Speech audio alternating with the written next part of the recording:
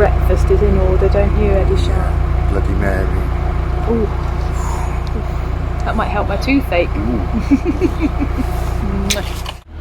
So, if you thought the hard work was over, we have got now, here we are. So we've just passed here, and we're coming up here. So if you see here, this is the little symbol for the lock. So we've got another 2 locks, and then there's 1, 2, 3,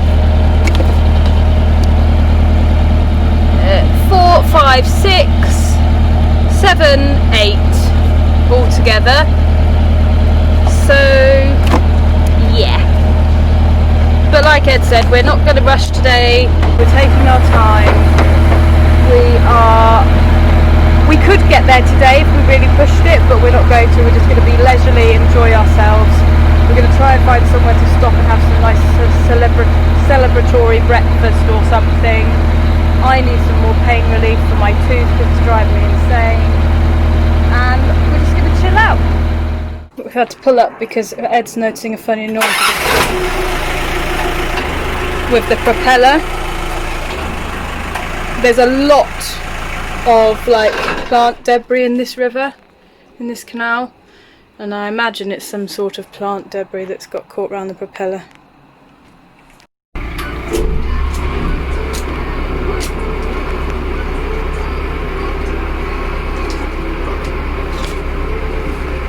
Apparently Jemima now likes Pringles. So it's 11:15. We just stopped, as you just saw, because we had something in the propeller, and it was just some weeds and maybe a little bit of plastic bag. We also, whilst we stopped, Ed did us some breakfast, because obviously we've been up 6 hours now, nearly. Unfortunately, I'm really feeling pretty dreadful. This tooth pain that I've got is not getting any better, so I'm dosing myself up with painkillers. Unfortunately, the area we're in is literally feels like the middle of nowhere. We've looked on Google Maps, there doesn't seem to be anything in walking distance, so we're just trying to get as far as we can. As soon as we get somewhere in walking distance that sells pain relief, we will be going to get some more because we're fast running out. It's not actually that far to the marina from that Thames lock. It's only 9 miles, but there's 11 locks. We're just going to see how we get on. So if any of you have noticed that the soundtrack to our videos seems to be a constant stream of nursery rhymes in the background, you'd be right. Jemima loves something called Little Baby Bum, and not only does she watch it occasionally, she listens to it all the time, just when she's going about her business. But anyway, Ed's actually doing the lock on his own, bless him, because I'm really not doing very well. I'll try and help him with the next one, but he insisted, but also little one's up anyway. But I just wanted to take this moment really to just talk about how amazing he's been, because I don't think he'd let me do this otherwise. Throughout all of this, he's been working, he's been driving around for work, and he has pretty much single-handedly done pretty much all of this. I mean, I've been on hand to look after Jemima and things, obviously, and I have helped him wherever I can, but I can't really begin to describe how good he's been. He's always so positive. He never lets anything get him down. He fixes things, he pulls things along, he tidies up the loo, and you know, he's done so well, and I'm so grateful for everything he's done, and I think I just wanted to take some time to really recognise that. It's hot, isn't it? Huh. Yeah, it is. So it's 25 to 3, which is the hardest part of the day for us. 33 degrees on the boat. It's absolutely sweltering outside. We pulled up somewhere so I could have a sleep, and for Ed to walk out to a garage to get me some more painkillers, which I have. Woohoo! However, I think we've decided we're going to stop here tonight and do what we did this morning and get up really early, because I just cannot face doing that flight of locks with so little sleep and pain. But at least if we get up really early tomorrow, we get it done, we will be probably at the marina by 10:30, 11 o'clock. So that's our plan for today. Try and keep cool where we can, There's a takeaway up the road apparently, so we're going to have that for dinner, then just set off early. So here we are in the Halwell flight. We've got a slight issue in that there's a bit of a shortage of water in the system. So Emily's now gone up to the furthest lock up, I think it is, to fill that and empty it out into the basin that feeds this lock, because otherwise I don't think we're going to get out. Jemima's here watching her iPad for a little bit while I try and keep us stable in the lock. We're going up at the moment. Hopefully Emily's plan will work. I'm sure it will. It's a very sensible one. But yeah, I think we've emptied most of the water out of the system between us and the woman who set them early this morning for herself. So we'll see what happens. I'll keep you posted.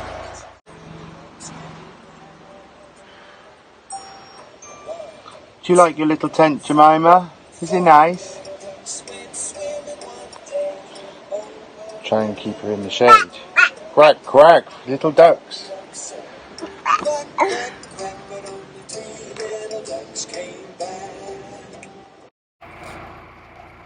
So here we are at the top lock 90 on this particular section. Emily's done an amazing job. Just trying to straighten us up onto it. We've got a bit of wind. It's very, very shallow, so we've been struggling a little bit. We have been struggling just a little bit. Just crawl back a tad. There we go. So Emily's just emptying it, and the gates are opening now on the left hand side. She's got to hop across over the front of the lock, top end, and then come down and open the other one, and we'll be back on the other side. So this is the face of somebody who got up at 6:30 after having a better night's sleep but still in pain, and did a flight of 5 locks all by herself, pretty much 7 locks all by herself, and about halfway through the basin was completely drained of water, so I had to go up and down about 3 or 4 times, moving the water from the top where the canal was down through the separate locks to fill up enough water so that Ed could actually get the boat through the locks. I think it's safe to say I've had my quota of exercise for the week. I was sweating into my eyes, all my makeup's come off, and I am knackered. So I've earned my squash for the day. So how many locks have we got left to go? Just 2. And then we'll be at the marina. A few miles of straight run under a lot of bridges. But that's yeah, fine. No more locks after this. This is the penultimate coming up now. Oh dear. Something seems to have drifted out in front of us. We can't get past that, can we? It seems to be tied on. I think it's come off at the front from where it's supposed to be. Yeah. I cannot pass that, so let's see if we've got any. Any bright ideas? Barge my way through. No, I think we're just going to have to. Oh dear. More rock and have a look. Yeah, you're right. Well, though, saying that, I think even if it has been tied on at the front, we would have struggled to get past it anyway. Look at the width of it. Well, no, we would have done it. Oh. We've got another boat coming at us as well on the other side. Oh dear. This is going to be fun, isn't it?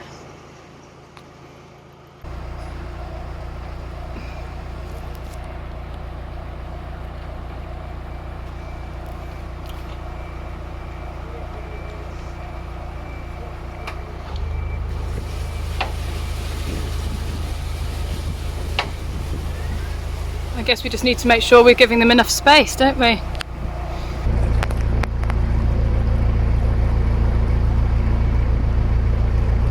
So Noreen has done her job.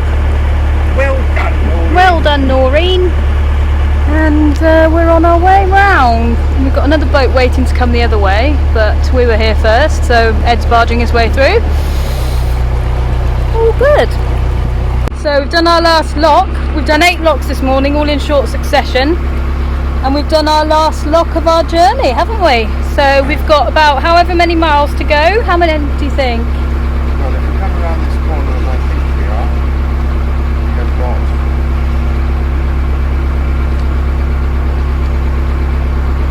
got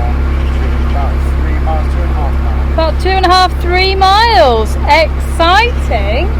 Apparently we've got to turn onto the slough arm to the left very, very briefly and then turn immediately right into the marina. But I mean, after all the things that Ed's conquered steering this boat, I don't think that's going to be a problem. I can't believe we're on the home stretch. Can't believe it. So the only negative about this canal really, well the main negative for us has been the sheer amount of debris in the water. I mean, you can see this kind of like, almost like crest floating on the surface. Don't know what it is, but it is in a lot of places. But also, look, the sheer amount of, you know, rubbish. I mean, Ed's had to kind of clear out his propeller quite a few times. The first of which he actually had to open it up, as you saw already, and pull out a plastic bag. This is something we haven't really experienced much of so far, but the boat does not like all this. Nonetheless, she's ploughing through. So we're coming up to the final stretch. These are cute little apartment blocks here. They're renovating the towpath back there.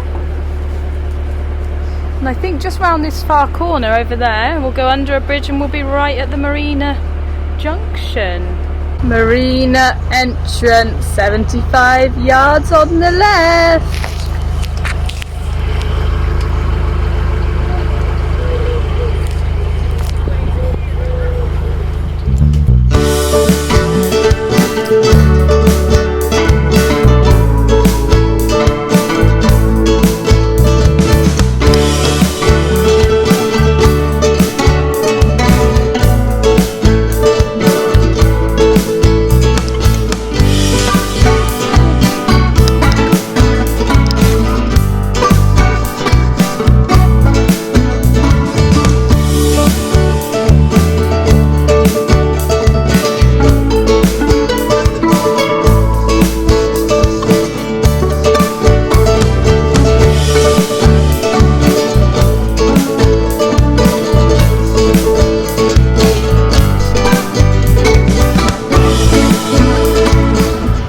Our new home, 93 miles completed.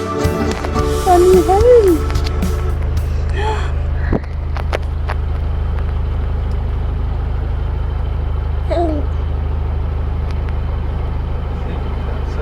Yeah, I think it is. Behind Chocks Away. Can you see? Can you see? So, we're here. Can you believe it? That's all I've got to say about that. It's cold. Yep.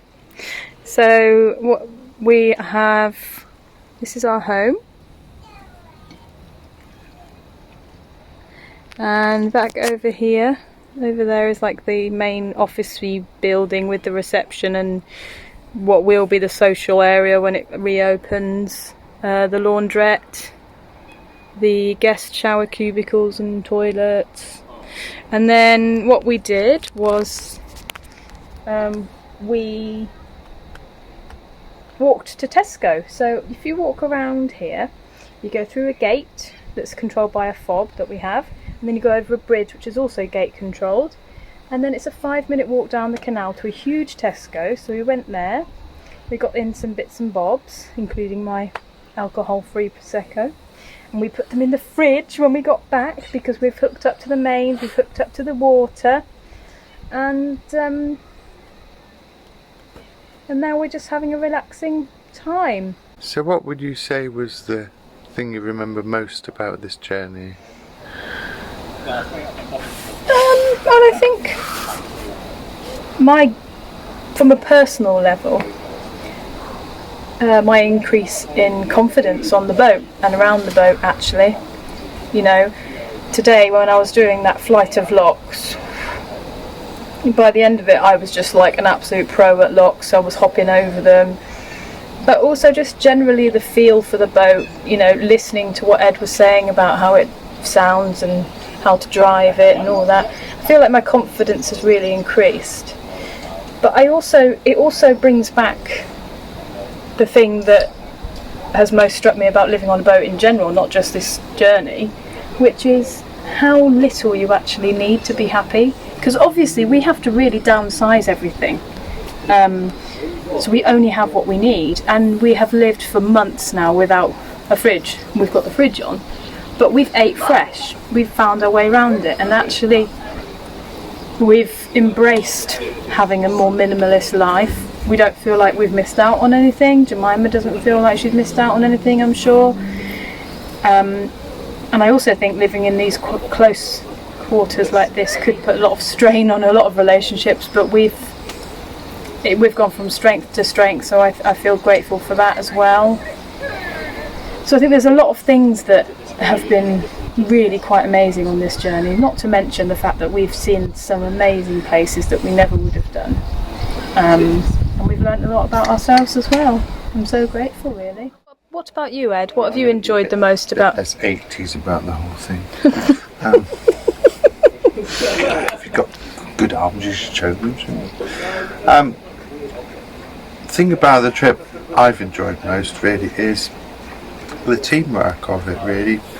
Dealing with quite a small child now, and navigating around her, and when she's sleeping, so that Ems can get out and do a lock here and there, and gradually getting her out on the back deck. This is Jemima today, to go up through a flight of locks, because this has been quite a logistics challenge, really. It doesn't sound a lot, 93 miles, but when you've got a little child to deal with at the same time, and work to go to, and a cat, of course, who is loving life right now, absolutely loving life. I think, I don't know what I remember most about it. I'm glad, as I said before, that we have actually recorded some of it, because it's been extraordinary. Yeah. But the most thing that I'll always remember, I think, is,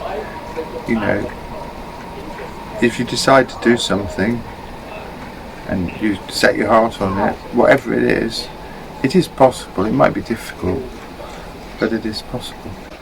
So with that in mind, that is the end of our vlog.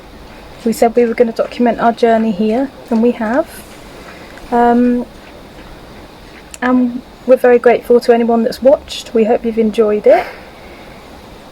But there'll be more, because we're going into London. We'll go into London at some point, and if anybody else wants any other ideas for anything that we can vlog about our life in the marina, or our life with the baby on the boat, or anything that you think might be interesting, please let us know. But until then, until we do something else, thank you so much. We love you all, and cheers.